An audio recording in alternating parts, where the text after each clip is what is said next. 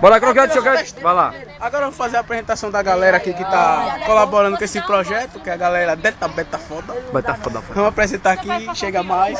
Aqui é a Totinha. É foda! Esse aqui é o Laílson Fodão. Fodão, velho. Esse chega por último e arromba todo mundo. Ai, peraí. Acochou Totinha ali, acochou Totinha e ali. Aqui é Leonor. Com certeza. Esse aqui é a Dielson. Olha o peitinho dela, o peitinho. Aqui é a Dielson. Fodão, aí é de Elson. Cara, Esse aqui é Maxwell, boca de gala de cavalo velho. Morgou, eita, cara. o lito. Esse aqui é Olha nós. o da Rua da Bosta, É. do Araticum. Ô, Carniça, Fofonildo. Tá bom, você não Tá tem bom, que tá aparecer bom. muito na Tá televisão. certo, não, vai. Aqui é Fabinho. Cortando, velho. Aqui é Fabinho. Fabation, Consolation. Fabinho foda.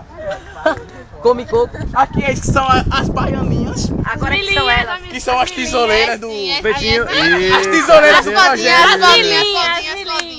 É. As perninhas também. mais famoso do grupo. É o nosso...